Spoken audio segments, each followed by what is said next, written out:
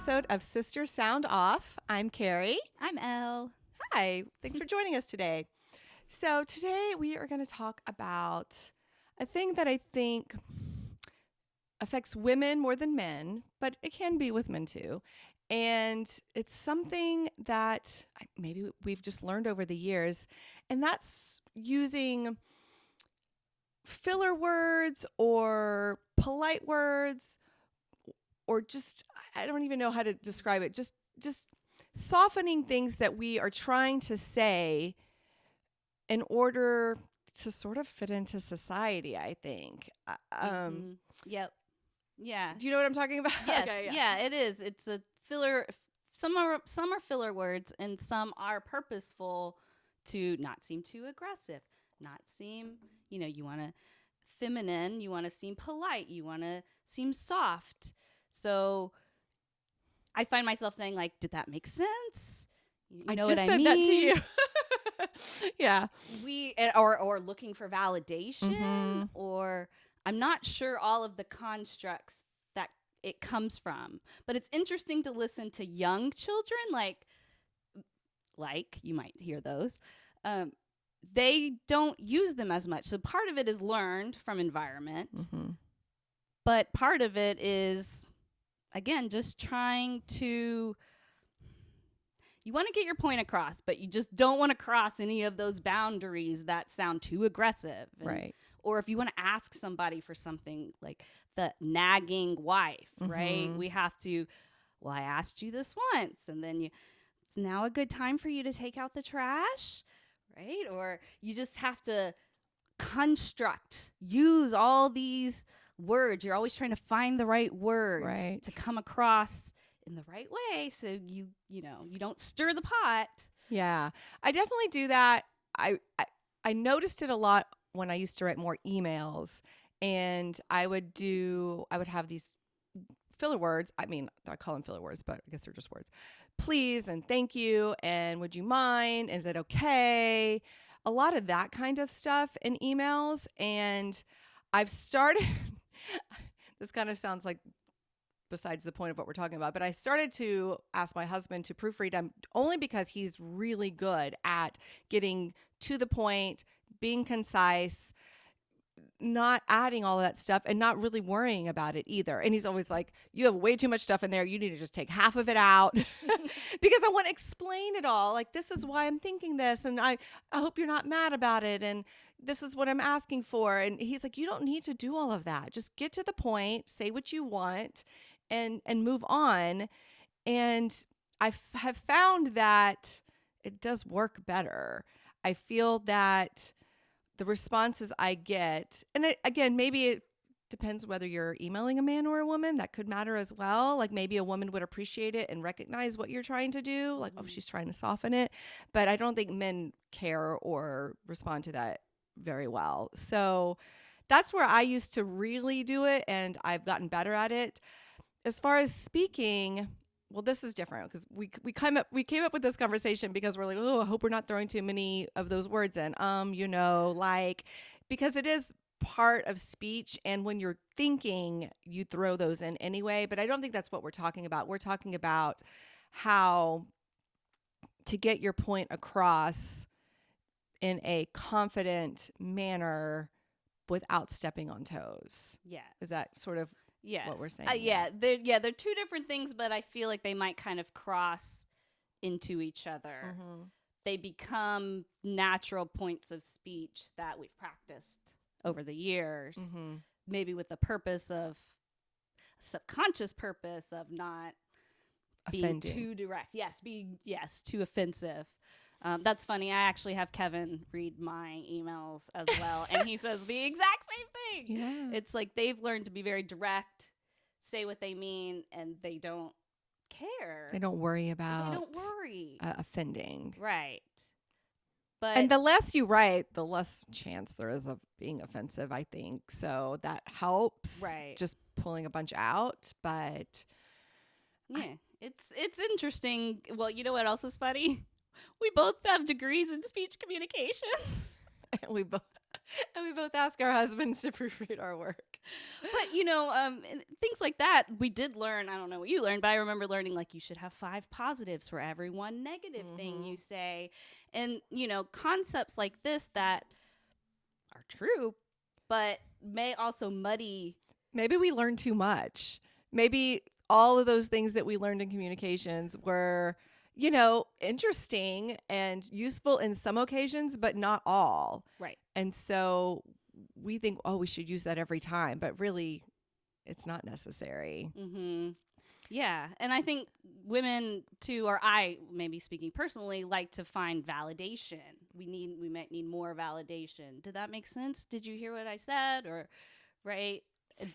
And I think women probably actually do respond to that, but we're not always communicating with women, are we? No. So if I am going to write an email or speak to women, I don't even think about that. Like, I think I'd be totally fine to keep all of that stuff in if I choose to, if I feel like that's how I want to communicate, because I think they would recognize what I'm doing and what I'm trying to do and appreciate that. Right. But I think it probably looks like a weakness to men. Right. I do feel like it comes off as a weakness or not being as assertive or confident in what you're saying when, we have a lot to offer. I know I have good things to share.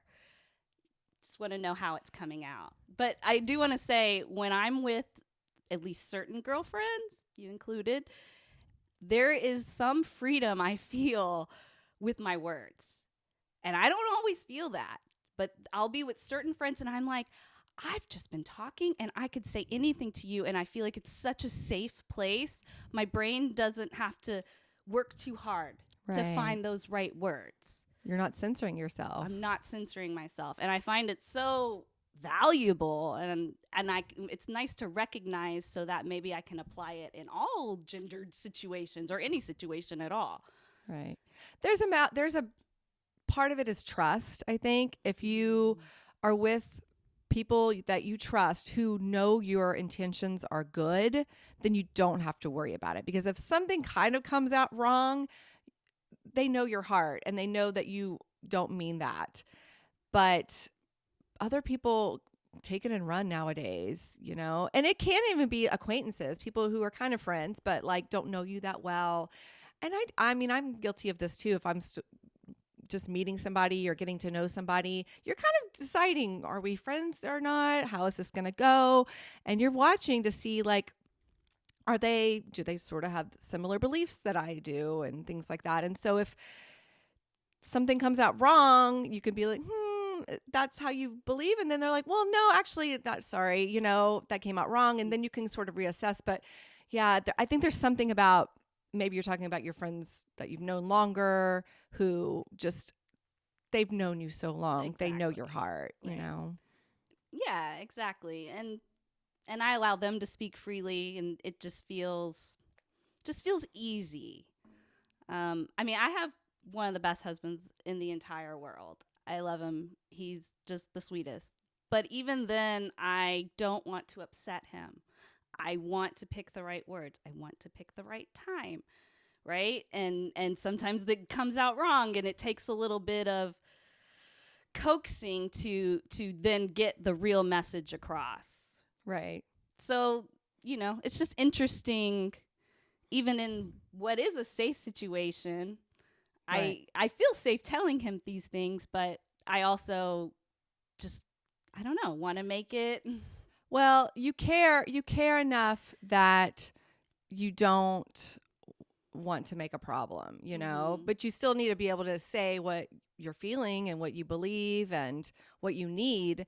But, sometimes some people, you don't want to hurt anyone's feelings still. Right. Again, it's because you care. Well, sometimes it's uncomfortable. And now that I'm thinking about it, it might be, with a spouse, you have to talk about certain topics that are uncomfortable that you might not align with. And I think those are the times when I have that background that I know this this might be an issue, but I still have to address it because we're a couple and it needs to be addressed. Right. With the friends, it's probably more free talking, not so specific. You don't have to make big life choices with friends. Exactly. You know? So yeah, no, I totally agree. You do have to find the right time, and you have to find the right way to say it. And Words can be hard. it can be. And sometimes just setting up a time and saying, this is, we're going to talk about some hard things for the next 20 minutes, kind of get mentally ready, and that might help. But I love setting a meeting time with Kevin, or I'll write it in a note.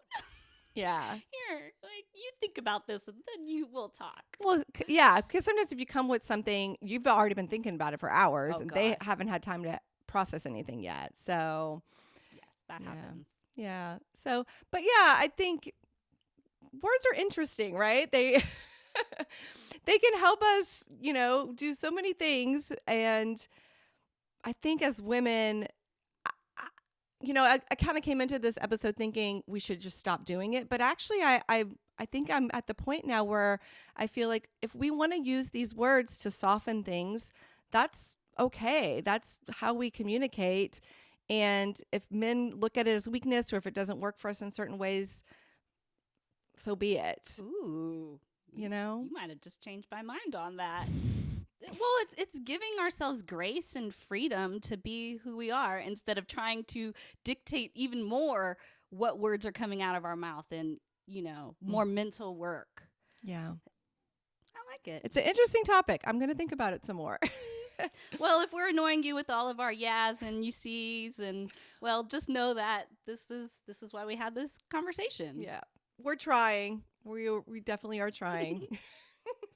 We're going to get better too. That's right. Yeah. Well, thank you so much for joining us today. We really appreciate you being here, and we will see you next time. Bye. Bye.